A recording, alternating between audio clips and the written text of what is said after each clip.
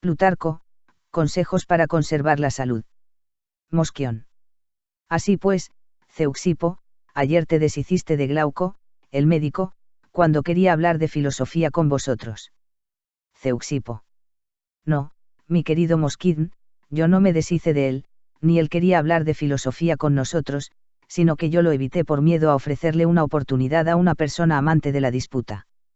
Pues en medicina el hombre, como dice Homero, él solo vale por muchos otros, pero no está bien dispuesto para la filosofía, sino que en sus razonamientos hay siempre cierta aspereza y desagrado.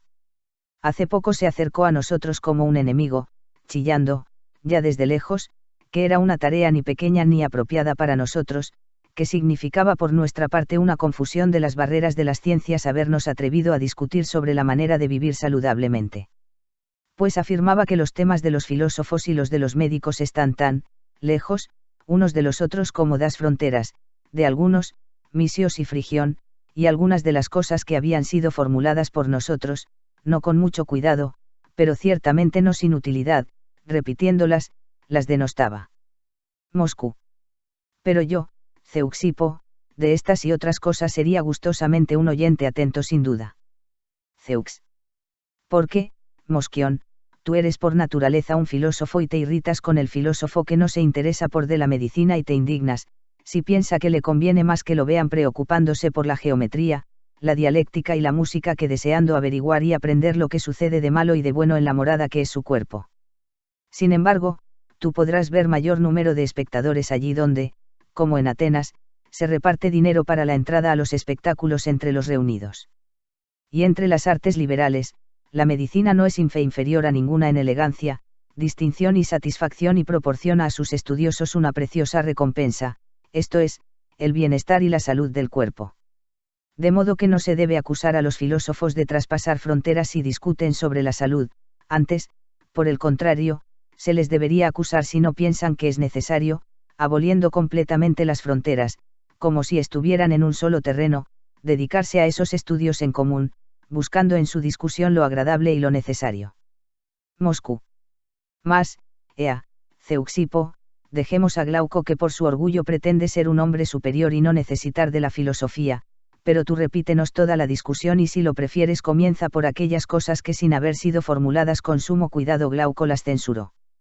Zeux. Pues bien, nuestro compafiero afirmaba que había oído a alguien que decía que el tener las manos siempre calientes y no dejar que se enfríen contribuye no poco a la salud, y, al contrario, el enfriamiento de las extremidades, que empuja el calor hacia el interior del cuerpo, crea como un hábito o disposición hacia la fiebre, en cambio, es sano que un hombre dirigiéndola hacia afuera extienda a todas las partes y distribuya por igual la materia del calor. Por tanto, si por casualidad estamos haciendo algo con las manos y las estamos usando, el movimiento mismo lleva el calor hacia allí y lo retiene, pero cuando no se está ocupado en tales actividades se debe permitir que el frío se aloje lo menos posible en nuestras extremidades. Esta fue, en efecto, una de las cosas que fueron puestas en ridículo. La segunda, creo yo, estaba relacionada con la comida que se suele dar a los enfermos.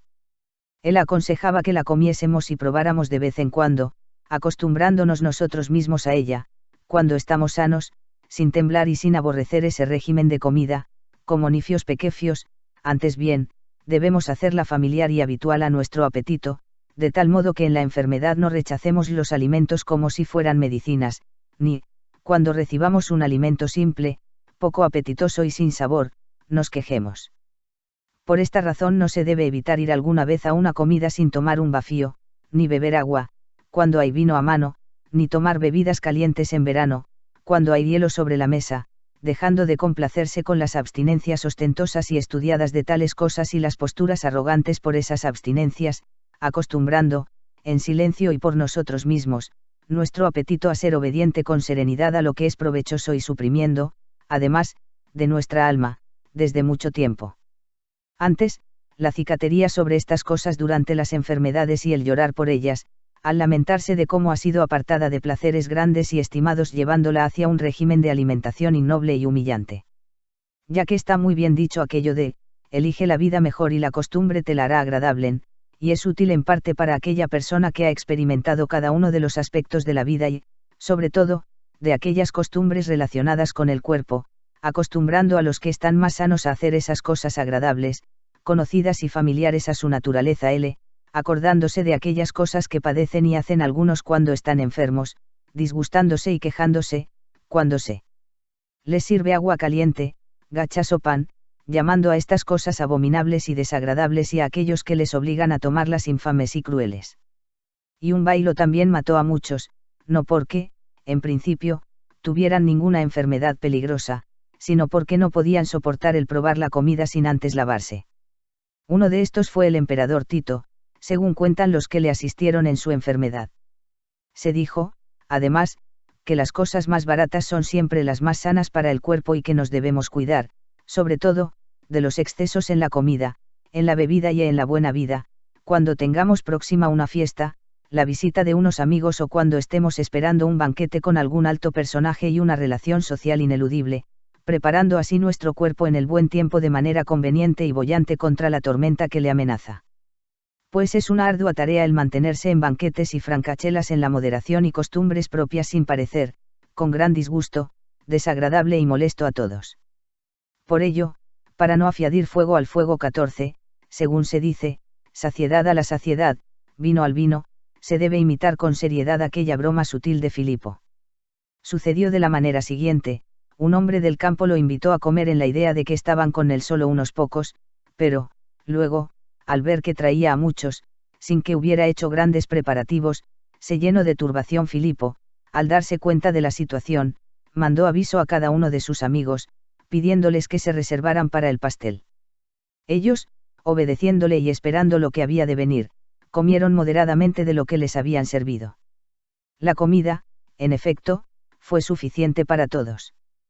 Precisamente de esta forma nos debemos preparar a nosotros mismos de antemano para estas relaciones sociales obligatorias, dejando espacio en nuestro cuerpo para los alimentos exquisitos, para las golosinas y sí, por Zeus, también para una borrachera, trayendo para estas cosas un apetito reciente y bien dispuesto.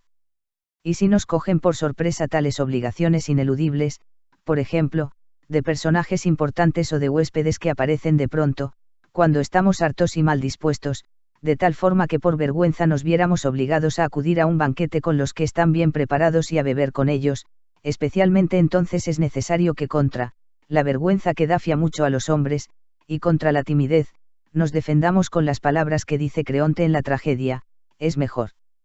para mí, extranjera, serte odioso ahora, que, por ser débil, lamentarme más tarde mucho. Pues, si por temor a ser tenidos por mal educados cogemos una pleuresía o una inflamación del cerebro, ser en verdad, señal de que somos hombres sin educación y que no tenemos sentido ni razón, que hace que el que la tiene sepa comportarse con las personas sin necesidad de un vaso de vino y sin el olor del asado. En efecto, la excusa, si se hace con habilidad y elegancia, no será menos agradable que la relación social. Mas si uno, participando de un banquete, se abstiene de tocar nada, como si fuera circa la víctima sacrificial, que no se puede probar, pero, en cambio, asiste a la bebida y a la comida con buen ánimo y amabilidad, mientras bromea y hace alguna alusión a sí mismo, dejará mejor impresión que el que se embriaga y participa de la comida. Entre los hombres del pasado mencionó a Alejandro, quien, después de haber bebido mucho, tuvo vergüenza de rehusar la invitación de Medio y se puso a beber de nuevo desmesuradamente, de resultas de lo cual murió. Y entre nuestros contemporáneos nombró a Régulo, luchador del Pancracio. Invitándolo el emperador Tito al baile muy de mañana, llegó y se bañó con él, habiendo bebido una sola vez, según dicen, murió de repente de un ataque de apoplejía. Estas son las cosas que Glauco, riéndose, nos echaba en cara como pueriles.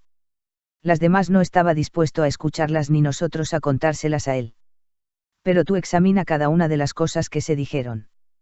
En primer lugar, Sócrates, al recomendarnos que nos de los manjares que nos invitan a comer cuando no tenemos hambre y de las bebidas que nos invitan a beber cuando no tenemos sed, no nos prohibía en absoluto el uso de estas cosas, sino que nos enseñaba a usarlas si las necesitábamos, acomodando su placer a nuestra necesidad, como los que en las ciudades convierten el dinero para los espectáculos en dinero para la guerra. Pues el placer, provechoso en la medida en que es un elemento nutritivo, es útil a nuestra naturaleza y es preciso que, cuando tenemos todavía hambre, disfrutemos de los alimentos necesarios o de los alimentos agradables y no provoquemos, además, otros apetitos, una vez que nos hayamos liberado de los usuales. Pues, por otra parte, así como para Sócrates la danza era un ejercicio agradable, del mismo modo el hombre, a quien los pasteles y las golosinas le sirven de alimento y comida, sufre menos. Pero, cuando uno ha satisfecho las moderadas exigencias de su naturaleza y las ha saciado, debe guardarse, sobre todo, de esto, de tomar tales cosas. Y en estas cosas uno se debe guardar del amor a los placeres y de la glotonería, no en menor medida que de la vulgaridad y la ambición. Ya que éstas, con frecuencia, ayudan a convencer a la gente a comer algo, cuando no tiene hambre, y a beber, cuando no tiene sed, sugiriendo falacias completamente groseras y de mal gusto, en el sentido de que es absurdo no aprovecharse de la presencia de una cosa rara y cara, como por ejemplo, de una ubre, de hongos de Italia, de tartas de Samos o de la nieve en Egipto. Pues estas cosas, sin duda, nos inducen a ir a hacer uso de lo que es famoso y raro, llevados por una vana reputación, como por un olor a carne asada, obligando a nuestro cuerpo a participar de ello, aunque no tenga necesidad, para poder contárselo a otros, y así ser envidiados por el disfrute de cosas tan difíciles de conseguir y tan singulares. Lo mismo les sucede también con las mujeres públicas. En efecto, a veces, mientras duermen con sus propias mujeres, que son hermosas y amorosas, se mantienen tranquilos, en cambio, cuando pagan dinero a una frine o a una lais, que tienen un cuerpo en mal estado y no propicio al coito, por vanagloria se excitan e invitan a su apetito desordenado al placer. La misma frine, por cierto, cuando era ya vieja, decía que a causa de su fama vendía más caras sus heces. Cosa grande y admirable es si le damos al cuerpo solo aquellos placeres que exige la naturaleza y, más aún, si, luchando mucho con los apetitos, aplazando y respondiendo apenas a los necesarios, o, como dice Platón, cediendo cuando el cuerpo muerda y tire fuerte, escapamos sin daños. Y, al contrario, no hay posibilidad de que deseos que descienden del ánimo al cuerpo y obligan a éste a obedecer y a compartir las emociones de aquel, no dejen tras de sí los más graves y mayores dailos a cambio de placeres poco valiosos e insignificantes. Y menos aún debe el cuerpo ser incitado hacia los placeres por el deseo del ánimo, ya que tal principio va contra la naturaleza. Y, así como las cosquillas debajo de los sobacos producen en el ánimo una risa que no es natural ni agradable ni suave, sino parecida a un espasmo y molesta, del mismo modo también todos cuantos placeres recibe el cuerpo, golpeado y perturbado por el ánimo, son excitantes, perturbadores y ajenos a la naturaleza. Por tanto, cuando uno de estos raros y extraños goces nos sobreviene, debemos de ufanarnos más de su abstinencia que de su disfrute, acordándonos de que, como decía Simónides, nunca él se arrepintió de haber callado, pero sí muchas veces de haber hablado, así, nosotros tampoco nos arrepentiremos si rechazamos alguna golosina ni si bebemos agua en lugar de vino de Falerno. Todo lo contrario, no solo no se debe forzar la naturaleza, sino que si alguna de estas cosas se le ofrece, aun cuando esté necesitada de ellas, se ha de dirigir muchas veces el apetito por costumbre y práctica hacia las más simples y familiares. Ya que, si es necesario cometer injusticia, dice el tebano, que no tiene razón cuando afiade, lo más bello es cometer injusticia por el poder.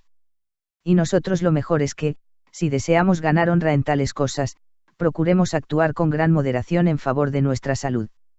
Sin embargo, su vileza y mezquindad obligan a algunos a reprimir y restringir en casa sus deseos, mientras se sacian en casa de otros y disfrutan de cosas delicadas y suntuosas, como si se enriquecieran sin contemplaciones con el botín obtenido en una guerra.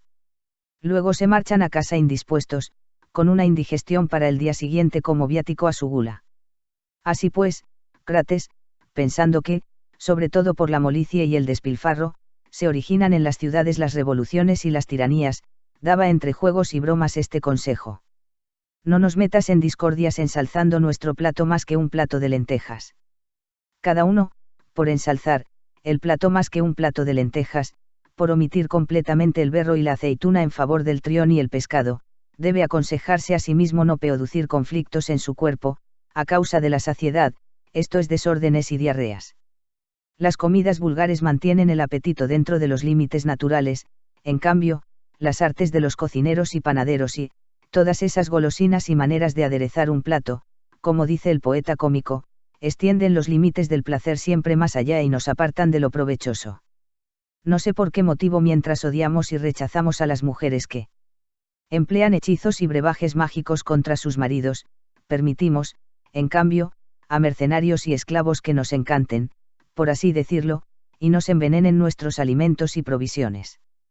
Por ello, aunque parezca demasiado duro aquello que dijo Arcesilao contra los adúlteros y los libertinos, no hay ninguna diferencia en que uno sea disoluto por delante o por detrás, se puede aplicar justamente a lo que estamos tratando. Efectivamente, ¿y qué diferencia existe, en realidad, entre uno que emplea afrodisíaco para excitar y estimular su desenfreno hacia los placeres y el que estimula su gusto con olores y salsas de forma que, como con la sarna, tengan siempre la necesidad de que alguien les rasque y frote? Quizá en otro momento se hablará contra los placeres, mostrando en qué consiste la belleza y la dignidad de la continencia por sí misma, pero ahora el discurso se hace con vistas a muchos y grandes placeres. Las enfermedades no nos privan y nos estropean tantos negocios, proyectos, viajes y pasatiempos como placeres. Por este motivo, despreocuparse de la salud es lo menos provechoso a los que persiguen, sobre todo, el placer.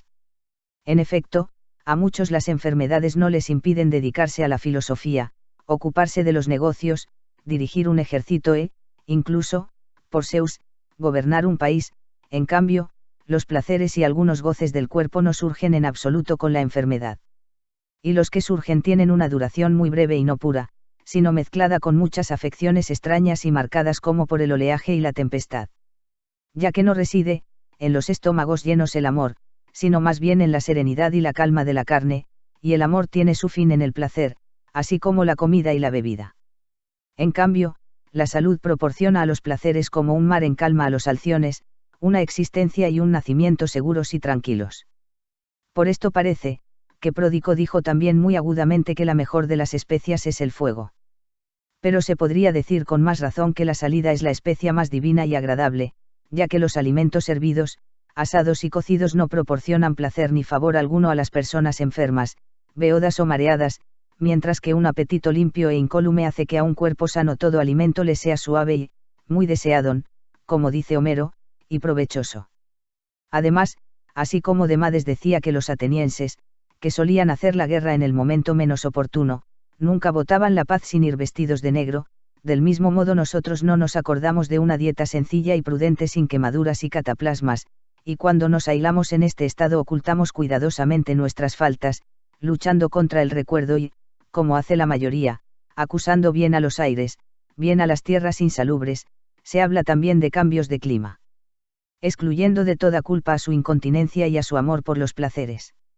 Mas, del mismo modo que Lisímaco, estando en el país de los getas atormentado por la sed, tras haberse rendido con todo su ejército y después de haber bebido agua fresca, exclamó: «Oh dioses, qué felicidad tan grande perdí por un placer tan breve». También así, cuando estemos enfermos debemos de acordarnos que por una bebida fría o por un valio a destiempo o por alguna francachela nos podemos privar de muchos placeres y hacer fracasar buenos negocios y gozosos pasatiempos. Ciertamente, el remordimiento que sigue a tales razonamientos hiere la memoria de tal forma que la especie de cicatriz que deja nos hace ser más moderados en nuestro régimen de vida cuando estamos sanos. Un cuerpo sano, en verdad, no engendra deseos demasiado grandes, ni indómitos, ni desacostumbrados ni embravecidos, sino que es necesario luchar contra los apetitos que surgen y que asaltan nuestros goces, sabiendo que su queja y su llanto son ligeros y como los de los niros que cesan después, cuando se levanta la mesa, y no se quejan de nada ni se sienten objeto de injusticia, sino que, al contrario, puros y limpios, sin pesadez y disgusto, aguardan el día siguiente. Y, así, Timoteo, que el día antes había participado con Platón en la academia de una cena filosófica. Y Frugal, dijo con naturalidad que los que han cenado con Platón se encuentran a gusto también al día siguiente. Se cuenta también que Alejandro, tras haber devuelto los cocineros de Hada, dijo que tenía con él siempre los mejores cocineros, para el almuerzo la marcha nocturna y para la cena la comida frugal. Yo sé muy bien que los hombres tienen fiebre por efecto de la fatiga, por el calor y por el enfriamiento.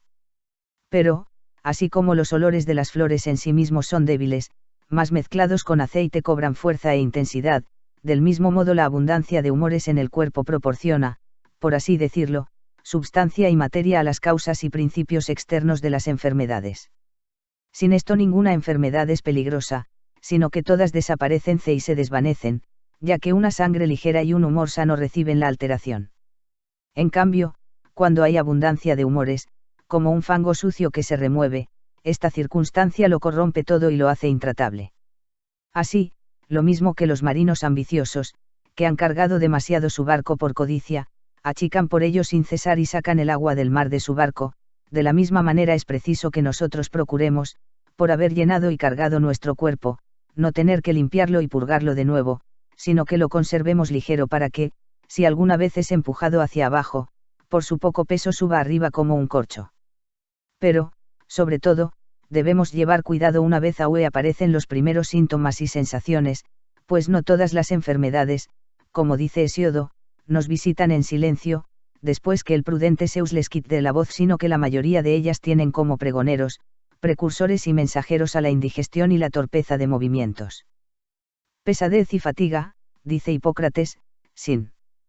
causa aparente son anuncio de alguna enfermedad, porque, al parecer, el espíritu alrededor de los nervios se encuentra sujeto a tensión y obstrucción, debido a la abundancia de humores en el interior del cuerpo. No obstante, algunos hombres, aunque su cuerpo se resista de algún modo y les esté pidiendo lecho y tranquilidad, por glotonería y amor a los placeres, se lanzan a los baños y corren apresuradamente a los banquetes, se hartan como si fueran a un asedio y temiesen que les cogiera la fiebre en ayunas. Otros, más viles, no incurren, en efecto, en esta falta, sino en otra mucho peor, ya que al no admitir por vergüenza una intoxicación o una indigestión y al no querer permanecer todo el día entre ropas, cuando los demás van al gimnasio y los convidan, levantándose, se desnudan y hacen los mismos ejercicios que los sanos. Pero a la mayor parte de ellos una esperanza, que tiene el proverbio como abogado de su intemperancia y molicie, los persuade e induce a caminar, poniéndose en pie con osadía, hacia los lugares acostumbrados, con la confianza de dominar y expulsar el vino con el vino y la borrachera con la borrachera.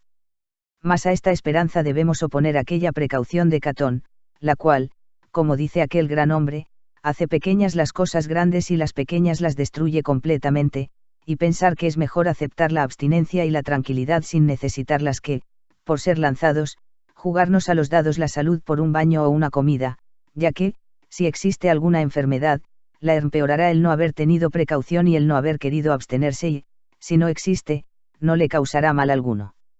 Al cuerpo la restricción y lo limpiará. Pero aquel que como un hilo, por temor a que sus amigos y familiares sepan que está enfermo por haber comido o bebido demasiado, por avergonzarse hoy de admitir una indigestión, mañana tendrá que admitir una diarrea, fiebre o cólico. Cosas más vergonzosas tendrías que soportar, si te avergüenzas de la pobreza, pero mucha mayor vergüenza es arrastrar una indigestión, una pesadez o saciedad del cuerpo, que es arrastrado al bailo como lo es al mar un barco averiado y sin cubrir.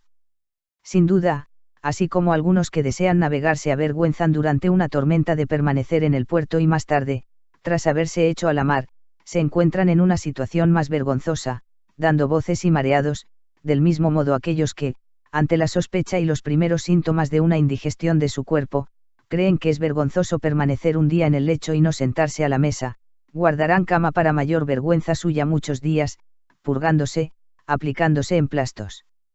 adulando y halagando a los médicos, pidiendo vino o agua fría, aceptando hacer y decir cosas extravagantes e innobles a causa del dolor y del miedo.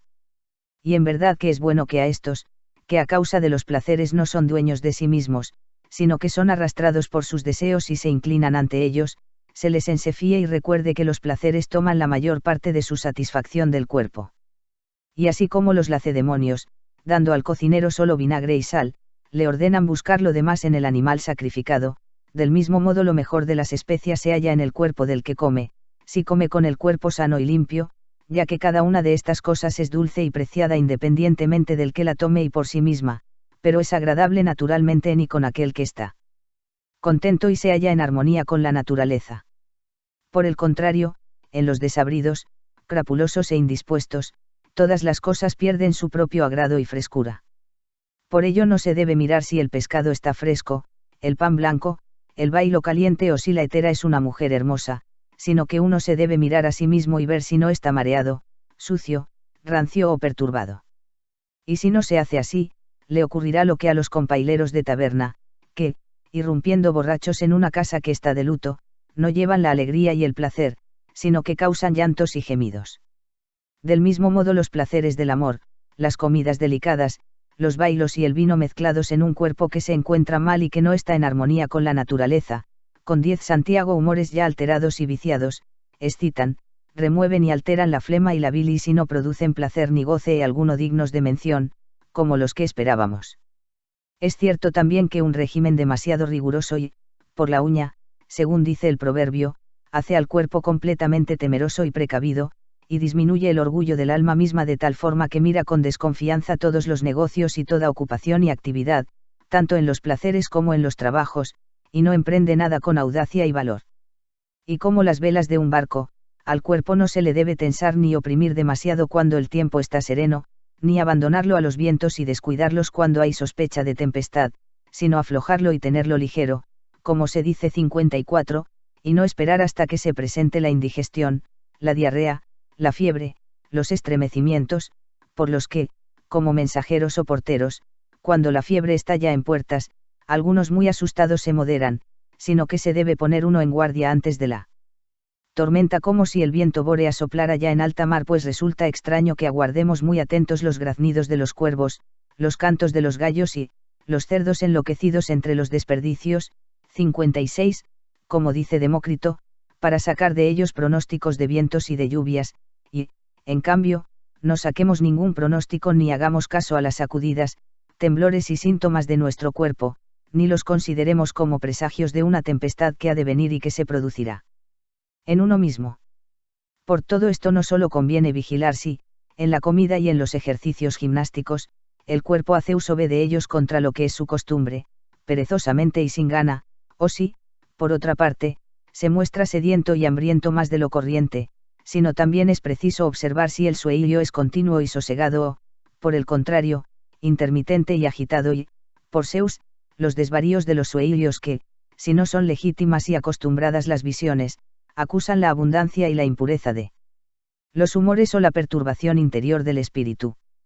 Los movimientos del alma indican también que el cuerpo está en peligro de caer en una enfermedad, ya que con frecuencia se apoderan de nosotros unos desánimos y temores irracionales de que, sin motivo por el que tengamos que sentir temor y súbitamente, apagan nuestras esperanzas.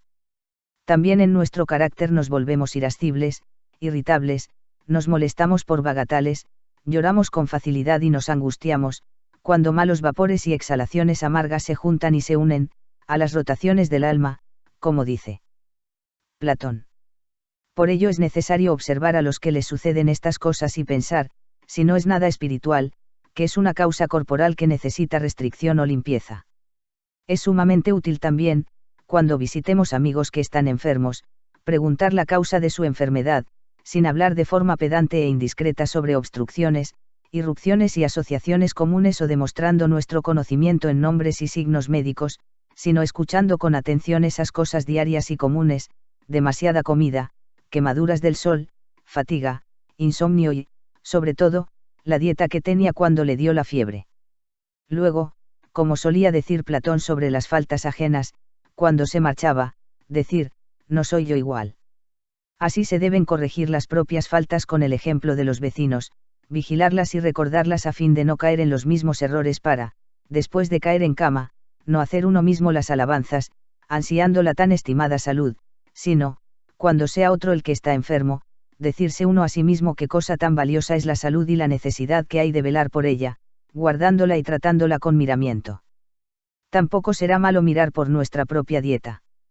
Pues, si hemos participado casualmente en convites y banquetes o en algunas actuaciones e irregularidades, aun cuando el cuerpo no muestre ningún síntoma ni sensación de enfermedad, sin embargo, es necesario que nosotros mismos vigilemos y tomemos nuestras precauciones, haciendo un descanso y estando tranquilos después de haber disfrutado del amor y de un trabajo fatigoso, bebiendo agua después de una borrachera y de un banquete, y, sobre todo, si hemos tomado alimentos pesados y a base de carne o variados, comer poco y no dejar en el cuerpo las cosas que sobran, ya que también estas cosas en y por sí mismas son la causa de muchas enfermedades y añaden a las otras causas materia y fuerza. De donde, como se ha dicho muy bien, no comer hasta hartarse, no trabajar hasta desfallecer y usar de los placeres con moderación es lo más saludable. En efecto, la incontinencia en el trato con las mujeres, por destruir principalmente la fuerza por la que el alimento es digerido, engendra abundantes residuos. Mas, empezando de nuevo por el principio, hablemos sobre cada cosa por sí misma y, en primer lugar, sobre los ejercicios corporales apropiados a las gentes de letras, pues, así como aquel que decía que sobre la curación de los dientes no recetaba nada a los que habitaban junto al mar, del mismo modo también alguien podría decir que a los hombres de letras no habría que recetarles nada sobre los ejercicios corporales, ya que la costumbre de disputar cada día realizada con la voz es como un ejercicio admirable, no solo para la salud, sino también para aumentar la fuerza, no para la atlética ni para la que aumenta las carnes y hace consistentes las partes externas, como las de un edificio, sino que proporciona a las partes más indispensables e importantes para la vida una fuerza interna y una verdadera energía. Y que la respiración da fuerza, lo demuestran los maestros de los gimnastas que ordenan a los atletas que resistan las fricciones y que retengan la respiración, poniendo en tensión las partes del cuerpo frotadas y sometidas a masajes. La voz es, a su vez, un movimiento de la respiración que, no de una manera superficial, sino llevada como en sus fuentes alrededor de los pulmones, aumenta el calor, hace más fluida la sangre, limpia todas las venas, dilata todas las arterias y no permite que ninguna concreción y solidificación de líquido superfluo, como un sedimento, tenga lugar en aquellos órganos del cuerpo que reciben y digieren los alimentos. Por ello conviene, sobre todo, acostumbrarnos y familiarizarnos a nosotros mismos con este ejercicio, hablando frecuentemente, y, si existe la sospecha demasiado fatigado, entonces leyendo o hablando en voz alta. En efecto, lo que el balancín es al ejercicio corporal, eso es la lectura a la conversación, pues mueve y sacude suave y dulcemente la voz como cuando uno se sube en el carro de un discurso ajeno. La conversación añade discusión y vehemencia, ya que el alma actúa juntamente con el cuerpo. Sin embargo, se han de evitar los gritos violentos y furiosos, pues las expulsiones irregulares de la voz y los esfuerzos de la respiración producen fracturas y convulsiones. Mas, después de la lectura o la conversación, antes del paseo, conviene darse un masaje en caliente y de aceite para ablandar la carne, tocando en la medida de lo posible las partes internas, distribuyendo por igual suavemente su espíritu vital y esparciéndolo hasta las partes más alejadas. Que el límite de la cantidad del masaje sea el agradable a los sentidos y que no cause dolor, ya que el que disponga el desasosiego en las partes más internas y la tensión de su espíritu manejará sin dolor los residuos de su cuerpo, y si el mal tiempo o algún negocio le impide dar el paseo. No importa, pues la naturaleza ya ha recibido lo suyo. De aquí que ni un viaje por mar ni la parada en un albergue deben ser excusa para no conversar, aunque todos se rían de uno. En efecto, donde no es vergonzoso comer, tampoco tiene que ser vergonzoso hacer ejercicio, sino que sería más vergonzoso sentir temor y avergonzarse ante marineros, acemileros y venteros, que se burlan no del que juega a la pelota y del que practica solo la esgrima, sino del que conversa, aunque éste, al mismo tiempo que hace ejercicio, esté enseñando algo, haga preguntas, aprenda y ejercite su memoria. Sócrates decía que, para un hombre que se mueve con una danza, una habitación con capacidad para 7 personas colocadas alrededor de un triclinio es suficiente para hacer su ejercicio, pero para uno que se ejercita con el canto o la palabra cualquier lugar le basta para su ejercicio, ya esté levantado o echado. Pero solo de una cosa hay que tener cuidado, no debemos forzar nuestra voz, cuando seamos conscientes de haber comido en abundancia, de una noche libidinosa o de alguna otra fatiga, pues suele sucederle a muchos oradores y sofistas, a unos por gloria y ambición, a otros por dinero o por rivalidades políticas, que se ven arrastrados al debate más allá de lo que les conviene. Nuestro amigo Nigro, que enseñaba retórica en la Galia, se había tragado casualmente la raspa de un pez. Habiendo hecho su aparición otro maestro de retórica, que venía de fuera y que comenzó a ejercitar su arte, temiendo dar la impresión de que se dejaba arrebatar la gloria, siguió dando sus lecciones, aunque tenía aún la espina clavada en la garganta. Tras habérsele producido una hinchazón grande y pertinaz y no pudiendo soportar el dolor, se dejó hacer un corte profundo desde fuera. La espina, en efecto, fue extraída a través de la herida, pero ésta, habiéndose convertido en una llaga purulenta, lo mató. Pero de estas cosas haremos memoria más tarde a su debido tiempo. Después de hacer ejercicio se toma uno un bailo, pero no frío, ya que esa costumbre es más una prueba ostentosa y juvenil que saludable. Efectivamente, la insensibilidad que parece producir a las influencias externas y la dureza del cuerpo ocasionan un mal mayor en las partes internas, obstruyendo los poros, haciendo que se reúnan los humores e impidiendo la transpiración que desea siempre relajarse y esparcirse. Además, los que toman baños fríos necesariamente caen de nuevo en aquello que queremos evitar, un régimen de vida severo y muy ordenado, procurando siempre no romperlo, pues, al punto, toda falta será duramente castigada. En cambio, el baño caliente proporciona mayores ventajas, pues no priva de tanta energía y fuerza cuanto aprovecha para la salud, hace la comida fácil y suave para la digestión, y a aquellos alimentos que se resisten a la digestión, a no ser que estén completamente crudos y estén asentados en lo alto del estómago, los deshace sin dolor y hace desaparecer cualquier sensación latente de fatiga. Sin embargo, cuando la naturaleza nos indique que nuestro cuerpo se encuentra en estado de moderación y contento, se puede prescindir del baño. Si el cuerpo necesita calor, es mejor un masaje junto al fuego, pues él mismo se administrará el calor. En cambio, el sol no permite que usemos su calor ni mucho ni poco, sino que dependerá de la temperatura del aire. En realidad, en torno a los ejercicios del cuerpo esto es suficiente. Vamos a pasar ahora a la comida y si alguno de los consejos arriba apuntados, con los que moderábamos y apaciguábamos el apetito, ofrece alguna utilidad, conviene que pasemos a tratar los demás, pero si fuera difícil frenar el apetito, librado de sus cadenas, y luchar con el estómago, que no tiene oídos, como dice Catón, se debe procurar con la calidad de la comida hacer más ligera la abundancia de ésta. Cuando se tomen comidas sólidas y de mucho alimento, como carnes, queso, higos secos, huevos cocidos, se debe proceder con sumo cuidado, pues rehusarlos siempre sería difícil, y detenerse, en cambio, en los alimentos delicados y ligeros, como son la mayoría de las verduras, las aves y los peces no grasientos, ya que es posible que si se le ofrece esto se satisfaga también el apetito y no se produzca daño al cuerpo. Es de temer, sobre todo, una indigestión de carne, pues no solo produce al punto pesadez, sino que deja también tras sí, como reliquia, mucho malestar. Por tanto, lo mejor con mucho es acostumbrar el cuerpo a no desear comer ningún tipo de carne. La tierra produce, en efecto, no solo gran abundancia de alimentos para el sustento del hombre, sino también para su placer y deleite, permitiendo que se disfrute de unos allí mismo y sin trabajo alguno, y a otros, mezclados de todas las formas y bien preparados, los hagamos agradables. Pero desde que la costumbre, de algún modo, se ha convertido en una segunda naturaleza que surge de algo que está contra la naturaleza, no es necesario comer carne para satisfacer el apetito, como hacen los lobos o los leones, sino que, poniéndola como soporte y amparo de nuestra alimentación, usar otros alimentos y manjares que son más acordes con la naturaleza del cuerpo y debilitan menos el razonamiento del alma, que surge como un fuego de una materia simple y ligera. De los líquidos hay que usar la leche, pero no como bebida, sino como comida que posee un poder sólido y nutritivo. En relación con el vino se debe decir lo que dice Eurípides refiriéndose a Afrodita: ojalá que estés siempre conmigo, pero siempre con moderación, ojalá nunca me abandone. En efecto, de las bebidas es la más útil, y de las medicinas la más agradable, y de los alimentos el que menos sacia, si recibe una buena mezcla, tomándolo a su debido tiempo, más que por mezclarlo bien con agua. Y el agua, no solo la que se mezcla con el vino, sino también la que se bebe sola en medio del vino mezclado hace inofensiva la mezcla de vino. Por ello, uno se debe acostumbrar a tomar en la comida diaria 2 o 3 vasos de agua, que hacen más suave la fuerza del vino y familiar la costumbre de beber agua solamente, para que cuando tengamos esta necesidad, no nos cause extraileza ni repugnancia.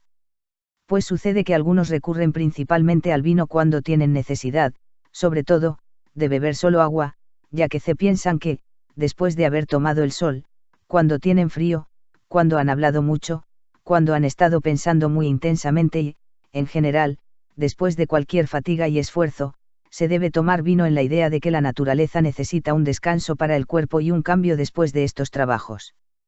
Mas la naturaleza no necesita de un descanso, si uno llama descanso al placer, sino que pide un cambio que se sitúe en medio del placer y del trabajo. Por ello, en esas ocasiones, se debe disminuir la comida y el vino, o se debe suprimir completamente o tomar en medio muy mezclado y muy inundado de agua sola, ya que por ser pendenciero y ardiente aumenta las perturbaciones del cuerpo y las hace más agrias, irrita las partes ya afectadas, necesitadas del alivio y el reposo que el agua proporciona. En efecto, si después de un trabajo penoso, de un esfuerzo y de un calor muy grande, incluso sin tener sed, bebemos simplemente agua caliente, sentiremos en nuestro interior relajamiento y suavidad. La humedad del agua es mitigadora y moderada, en cambio la del vino posee un ímpetu muy grande y una fuerza ni saludable ni benigna con los recientes dolores. Y si alguno teme las acritudes y amarguras que algunos dicen que engendra el ayuno o, como los niños, piensa que es algo terrible no poderse sentar a la mesa antes de sentir la fiebre que sospecha que va a venir, el beber agua es el término medio más apropiado. En efecto, también al mismo Dioniso le ofrecemos muchas veces sacrificios sobrios, habituándonos muy bien a no desear siempre vino sin mezclar. Minos, también por dolor, abolió la música de la flauta y la corona en los sacrificios. Sin embargo, sabemos que un alma apenada no sufre por la música de las flautas ni por las coronas, pero ningún cuerpo es tan fuerte como para no sentir daño alguno si cuando está perturbado e inflamado se le echa vino. Se cuenta que los lidios en una época de hambre, pasaban alternativamente un día comiendo y otro divirtiéndose y jugando. Pero, en el caso de un hombre letrado y culto, en un momento que requiera comer más tarde de lo normal, un problema de geometría en el que éste ocupa, 133 ado o un libro o un instrumento musical no permitirán que sea hostigado por su estómago, sino que, volviéndose continuamente y apartando sus pensamientos de la mesa hacia esas ocupaciones, a su apetito, como a las arpías, lo ahuyentará con las musas. El escita, cuando bebe, no toca con frecuencia su arco y hace resonar la cuerda, exhortando a su ánimo, debilitado por la embriaguez. Y el griego temerá a los que se rían de él, cuando con las letras y los libros comience a suavizar y aliviar poco a poco un deseo insensato e inexorable. Cada uno de los jóvenes que aparece en las obras de Menandro, siendo objeto de asechanzas por parte de un maestro de burdeles que, mientras beben, les tienta, enseñándoles bellas y lujosas mujeres, como dice el poeta, inclinados sobre siglo I mismos, mastican sus golosinas tomando sus precauciones y no atreviéndose a mirarlas. Los hombres de letras, en cambio, tienen numerosas, bellas y agradables perspectivas y diversiones en caso de que, de otra manera, no puedan contener lo canino y fiero de sus apetitos, cuando están a la mesa. Las exhortaciones de los entrenadores de atletismo y los discursos de los maestros de gimnasia que afirman constantemente que una discusión culta, mientras se está comiendo, destruye el alimento y da dolor de cabeza, se han de temer solo cuando en medio de la comida, intentamos resolver el problema cedelindo o discutir sobre el Kyrieuon. Por ejemplo, la yema de la palmera, aunque es muy dulce dicen que da dolor de cabeza, mientras que la dialéctica no es en absoluto un postre dulce, para la cena y es muy incómoda. Pero si no nos permiten durante la cena ni preguntar ni filosofar ni leer alguna de las cosas que por su belleza y utilidad tienen un elemento de seducción y dulzura por el placer que causan, ordenémosles que no nos molesten, sino que, marchándose, digan estas cosas en los gimnasios y en las palestras de los atletas, a los cuales, apartándolos de los libros y acostumbrándolos siempre a pasar todo el día entre burlas y bufonerías, como decía muy bien el ingenioso Aristón, los hacen tan grasientos y pulidos como las columnas de su gimnasio. Nosotros mismos, obedeciendo a los médicos que aconsejan dejar un espacio de tiempo entre la cena y el sueño y, después de haber cargado el estómago y de haber oprimido el espíritu, no molestar la digestión, con el alimento todavía crudo y a punto de fermentar, sino permitirle una respiración y un alivio, como aquellos que, juzgando conveniente mover el cuerpo después de cenar, no lo hacen por medio de carreras y competiciones, sino con paseos tranquilos y bailes armoniosos, del mismo modo. Nosotros debemos de pensar que es conveniente distraer nuestro espíritu después de cenar no con negocios, preocupaciones y discusiones sofísticas, que terminan en competición ostentosa y llena de rivalidad, sino que hay muchos problemas de física sencillos y atrayentes, muchas historias agradables que contienen reflexiones morales, y esto es, como dijo Homero, satisfacción para el alma, y en nada repelente. A los ejercicios con preguntas de historia y poesía llamaron algunos, no sin acierto, segunda comida para los hombres de letras y para los hombres cultos. Hay también narraciones divertidas y de mitología. Y oír y hablar sobre la flauta y la lira es más fácil que oír los sonidos de la lira misma y de la flauta. El tiempo que debe durar esto será hasta que la comida se haya asentado poco a poco y se haya conformado de tal forma que la digestión no encuentre obstáculo alguno y domine la situación. Mientras Aristóteles piensa que el paseo de los que han cenado esparce el calor, pero que, si se van a la cama al punto, el sueño lo ahoga, otros creen que la tranquilidad ayuda a hacer la digestión mejor y que el movimiento perturba las fases de la digestión. Esto lleva, a unos, a pasear inmediatamente después de la cena y, a otros, a no moverse. Podría parecer que hace compatibles ambas posturas el que abriga su cuerpo y lo mantiene tranquilo después de la cena, y no abate su espíritu y se queda después inactivo, sino que, según se ha dicho ya 89, disipa suavemente su espíritu y lo aligera, hablando y escuchando alguna cosa agradable, tampoco molesta ni pesada. Los vómitos y las purgaciones del vientre por medio de medicinas, abominable, alivio contra la hartura, a no ser que exista una gran necesidad, no deben emplearse, como hacen muchos que llenan su cuerpo para poderlo vaciar y, de nuevo, lo vacían para llenarlo de una manera antinatural, atormentados por sus harturas no menos que ve por sus necesidades, o, más aún, sufren, en general, con su hartura, pues es un obstáculo al disfrute, en cambio no sufren con la necesidad, ya que se preparan siempre con ella un espacio para sus placeres. Lo malo en este comportamiento está claro. Ambas cosas producen en el cuerpo perturbaciones y convulsiones. El mal que acompaña, particularmente, al vómito es que aumenta y alimenta la insaciabilidad, pues se origina un hambre áspera y perturbadora, como corrientes entrecortadas, y arrastra siempre furiosa hacia sí el alimento por la fuerza, que no se parece a apetitos necesitados de comida, sino a inflamaciones, necesitadas de medicinas y emplastos. Por este motivo, placeres pasajeros, imperfectos y acompañados de muchas palpitaciones y tormentos se apoderan de ellos en los deleites, además, surgen tensiones, obstáculos en los poros y retenciones de los humores, que no aguardan la expulsión natural, sino que se quedan en la parte superior de los cuerpos como navíos llenos de agua, que tienen necesidad de que se les libere de toda carga, no solo de las cosas superfluas. Las sacudidas violentas en el bajo vientre a causa de las medicinas, que destruyen y disuelven lo que existe, producen, más que expulsan, sobreabundancia de humores. Pues, así como si alguien, agobiado por la multitud de griegos con los que vive, llenase la ciudad de extranjeros árabes y escitas, del mismo modo algunos cometen un grave error en relación con la expulsión de lo superfluo de los alimentos habituales y familiares al cuerpo, cuando introducen en su cuerpo, desde fuera, algunos granos cnidios, escamonea y otros recursos absurdos y salvajes, que están necesitados de una purgación más que del poder para purgar nuestra naturaleza. Así pues, lo mejor es, con una dieta moderada y prudente, hacer el cuerpo independiente y moderado en sus acciones de llenar el estómago y en sus evacuaciones. Si alguna vez nos obliga la necesidad, lo y vómitos se han de hacer sin ser provocados ni por medicinas, ni por artificios, sin perturbar el cuerpo, sino permitiendo expulsar de allí sin esfuerzo lo que le sobra al que tiene en abundancia, pero no más de cuanto le sea necesario para evitar la indigestión. Pues, así como las telas finas lavadas con jabón y con polvos para lavar se gastan más que las que se lavan con agua sola, del mismo modo los vómitos provocados con medicina maltratan y arruinan el cuerpo. Cuando el estómago no funciona bien, ninguna medicina es tan efectiva como ciertas comidas que tienen unos poderes laxantes y que disuelven agradablemente, cuya experiencia es familiar a todos y su uso no causa dolor. Si no obedece a estos medios, se debe elegir beber aguas o más días o el ayuno o las lavativas, más que unas medicinas que perturban y dafian el cuerpo, a las que muchos recurren corrientemente, como mujeres licenciosas que emplean abortivos y provocadores del aborto para ser fecundadas de nuevo y disfrutar del placer. Mas a estos dejémoslos ahora. Hay también algunos que, imponiendo a su naturaleza, de nuevo con exageración y no correctamente, unas abstinencias exactas y ordenadas, separadas periódicamente, la ensean, aunque no lo necesite, a necesitar una restricción y a hacer necesaria una reducción no necesaria en un momento que pide lo que se reclama usualmente.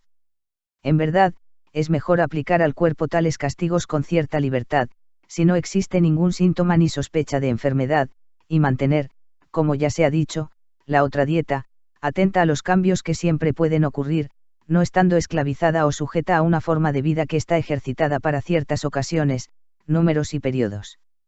Pues no es segura ni fácil ni propia de un ciudadano, ni de un hombre, sino que se parece a la vida de una concha o de un tronco de un árbol, esta inmutable y forzada uniformidad en la comida y en el ayuno, en el movimiento y en reposo, y que conviene más, a hombres que se reducen y limitan a sí mismos a una vida oscura, ociosa, uniforme, sin amigos, sin gloria y apartada de la política.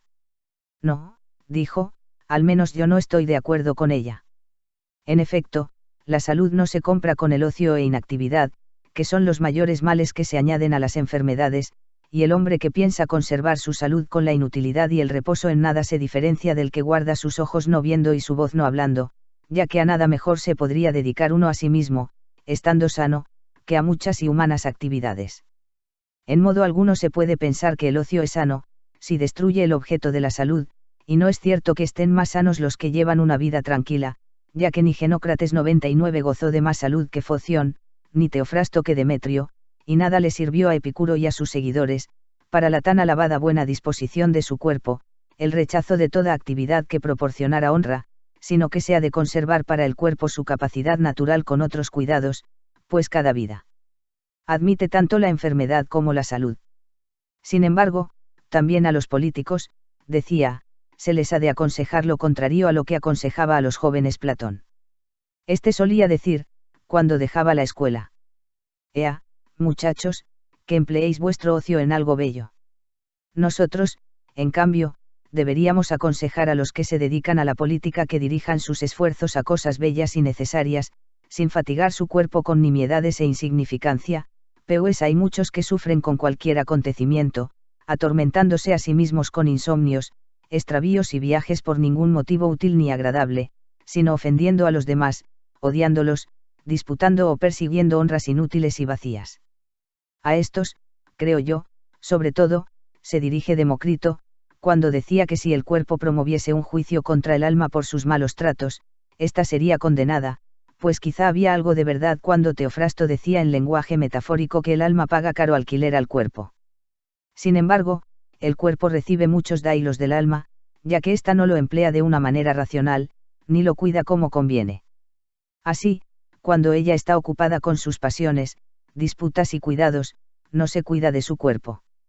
Ciertamente yo no sé qué le pasaba a Jasón cuando decía, que es necesario obrar con injusticia en las cosas pequeñas para poder obrar con justicia en las cosas grandes, pero nosotros podríamos aconsejar con toda razón a un político que sea negligente, que se relaje y descanse en aquellas cosas, si no desea tener el cuerpo cansado, embotado y desfallecido para los asuntos grandes e importantes, sino guardado con la tranquilidad, como un barco en el dique, para que, de nuevo, cuando el alma lo empuje a acciones útiles la siga a paso ligero como un potro recién destetado a la yegua. Por ello, cuando las circunstancias lo permitan, nos debemos reponer, sin privar al cuerpo del sueño, de la comida y del descanso, guardando el término medio entre el placer y el sufrimiento, pues la mayoría sin guardarlo agota su cuerpo con los cambios, como al hierro ardiente metido en el agua al ser templado, cuando el cuerpo ha sido forzado y abrumado con trabajos, de nuevo es agotado y deshecho sin medida con placeres y, después, otra vez, cuando está relajado y debilitado por los placeres del amor y del vino, se ve empujado a la agora, a la corte o a cualquier otra actividad que requiere trabajo vivo y firme. Heráclito, por sufrir de hidropesía, ordenaba que su médico transformase la abundante humedad en sequedad. La mayoría de la gente comete un grave error porque, cuando se ven atacados de fatigas, trabajos y privaciones, se agotan y gastan sus cuerpos entregándolos sobre todo a los placeres y luego, después de los placeres, los doblegan y los atan cortos, por así decirlo. La naturaleza ni pide una compensación tal del cuerpo, sino que la parte licenciosa y baja del alma, saltando con violencia, como los marineros, de los trabajos a los placeres y a los deleites y, de nuevo, después de los placeres lanzándose a las ocupaciones y los negocios, no deja que la naturaleza recupere la compostura y la tranquilidad que ella necesita sobre todo, sino que la somete a cambios y la trastorna con sus irregularidades. Las personas razonables no ofrecen en modo alguno placeres a su cuerpo cuando está cansado, pues no los necesitan en absoluto, ni se acuerdan de tales cosas, por tener su pensamiento puesto en la hermosura de su trabajo y en la alegría y actividad de su alma, haciendo desaparecer completamente los otros deseos. Así se cuenta que Epaminondas dijo en broma de un hombre valiente que había muerto de una enfermedad en tiempos de la batalla de Leuctra. Por Heracles. ¿Cómo tuvo tiempo el hombre de morirse en medio de tan grandes acontecimientos? De un hombre que se ocupe de alguna actividad política o de alguna meditación filosófica se puede decir también esto, como tiene este hombre tiempo ahora para una indigestión, una borrachera o para el libertinaje. Pero cuando, después de sus ocupaciones, se hallan de nuevo tranquilos, recomponen y hacen descansar al cuerpo, guardándose y evitando los trabajos inútiles y, aún más, los placeres innecesarios, en la idea de que son enemigos de la naturaleza. Oí que, en cierta ocasión, el emperador Tiberio decía que era ridículo que un hombre que había pasado los 60 años tendiera la mano al médico. A mí me parece que es una forma de hablar demasiado impetuosa, pero que es verdad aquello de que cada uno debe conocerse a sí mismo y las peculiaridades de sus pulsaciones, pues hay muchas diferencias en cada uno, y no desconocer la mezcla de calor y sequedad que tiene el cuerpo, ni las cosas cuyo uso puede resultar útil o dañino, ya que es un hombre que no se conoce a sí mismo y vive ciego y sordo en su propio cuerpo el que conoce estas cosas por otro y le pregunta al médico si está más sano en verano, que en invierno, si tolera mejor los alimentos líquidos o los sólidos y si tiene por naturaleza un pulso acelerado o débil. En verdad es provechoso y muy fácil conocer tales cosas, pues uno siempre está teniendo experiencias y relaciones con ellas. Y entre las comidas y las bebidas conviene conocer más las útiles que las agradables y ser más experimentado en las que sientan bien al estómago que en las a que saben bien y en las que no turban la digestión que en las que hacen cosquillas al gusto. Y preguntarle al médico qué es de difícil y qué de fácil digestión, y qué es pesado o qué fácil para el estómago, no es menos vergonzoso que preguntarle qué es dulce y qué es amargo y agrio. Pero, hoy día, la gente corrige a los cocineros, porque saben por experiencia qué cosa está más dulce o más salada o más agria de lo conveniente. En cambio, la misma gente desconoce qué mezcla será ligera, inofensiva y provechosa para el cuerpo. Por ello, rara vez el condimento de la sopa en su casa está mal hecho, pero, sazonándose a sí mismo mal y de forma descuidada, dan diariamente gran cantidad de trabajo a los médicos. Y no piensan que la sopa más dulce es la mejor, sino que le mezclan sabores amargos y agrios. Por otro lado, inyectan en su cuerpo muchos y excesivos placeres, en parte por ignorancia y, en parte, porque no se acuerdan de que la naturaleza, con lo que es saludable y provechoso, atrae hacia sí un placer que no causa dolor ni arrepentimiento. Pero también conviene acordarse de estas cosas, afines y útiles al cuerpo y de las que le son contrarias, en los cambios de estación y en otras circunstancias, sabiendo adaptar debidamente la dieta a cada una de ellas. ¿Cuántos obstáculos encuentra la mayoría de los hombres a causa de la mezquindad de espíritu y la falta de libertad en relación con la recolección y los cuidados laboriosos de sus cosechas, con los insomnios, idas y venidas, haciendo aparecer las enfermedades y los males encubiertos de su cuerpo? No hay razón para temer que los encuentren los hombres de letras y los políticos, a los que dirigimos nuestro discurso. Pero estos se han de guardar de otra clase de mezquindad más aguda, inherente a las letras y a las enseñanzas, por la que se ven obligados, muchas veces, a despreocuparse y a descuidar su cuerpo, sin ceder aunque esté agotado, sino que obligan por la fuerza al mortal a rivalizar e igualarse con el inmortal y al nacido en la tierra con el olímpico. Después, lo que el buey le decía a su compañero de esclavitud, el camello, que no quería aliviarle la carga, pues bien, dentro de un rato tendrás que llevarme a mí y a todas estas cosas,